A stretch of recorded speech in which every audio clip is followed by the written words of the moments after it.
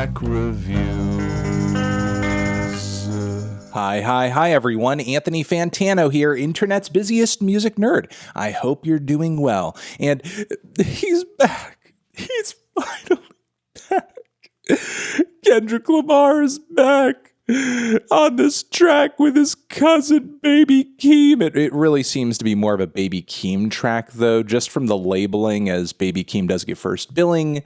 The song is listed under Columbia Records, as well as Baby Keem, PG Lang as well, which I guess is Kendrick Lamar's mysterious new business that I've heard. But I think it's Kendrick over here playing second fiddle a little bit, but still showing up, still appearing to help out his cousin's rap career, which has been, on the come up. I mean, I don't think Baby Keem necessarily needed the Kendrick plug. He's been getting a fair amount of attention, and recently he was a XXL freshman too. I do think Baby Keem has a great deal of potential, but of course, all of us are really excited for the appearance of Kendrick and what he's going to do vocally, lyrically on this new track. I'm excited. You're excited. Before I jump into the new song, I do want to give a quick shout out, of course, to our sponsor, good people over at The Ridge, still making these nifty, awesome, fantastic, rugged, hard metal-plated wallets. Hit up that link down below. Use promo code MELON, 10% off your order. That's all you got to know. All right, so again, Baby Keem, Kendrick Lamar, teaming up on a brand new song, Family Ties. It is a hefty one at 4 minutes, so I imagine there's got to be a lot of content to this track. Let's hit it.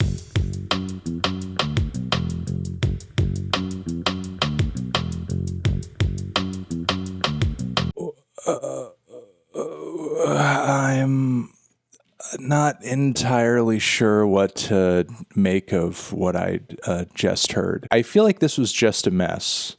This was just a mess of very ill-conceived, if there was really any conception. I mean, I feel like a lot of this track, especially on the Baby Keem side, sounds like it's totally on the fly. It just feels very ill-conceived and feels very thrown together.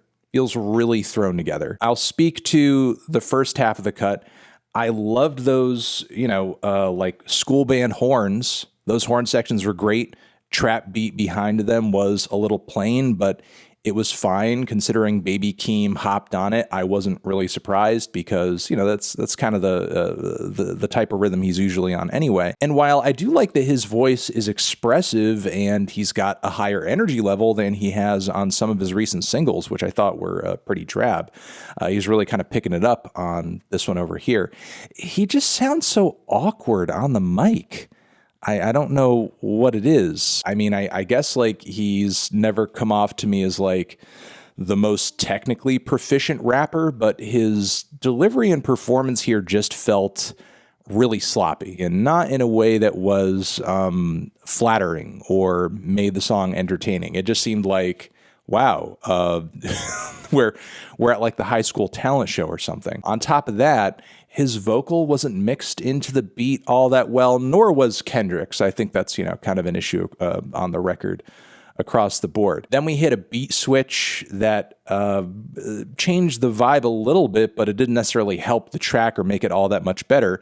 And we hit another beat switch, which essentially transitioned into the second half of the track, which Kendrick dominated. And with his bars, I think, we got kind of an update on his current state, saying that he's ducking the overnight activist. He's ducking the pandemic. He's not a social media trending topic. He's a prophet, which is a pretty big brag. Kendrick in his art has been known to kind of swing back and forth between being a little dejected over the fact that his message isn't resonating in the way that he wants it to, but also feeling like he is some kind of godly disciple who can, see things for what they are and make these prescriptions that are essentially the solutions to the evils in the world, or, just point out the evils in the world with incredible accuracy. Of course, throughout Kendrick bars, there are quite a few biblical nods and, very aggressive posturing toward other rappers. So to finish off Kendrick's verse, I think he starts off pretty strong, but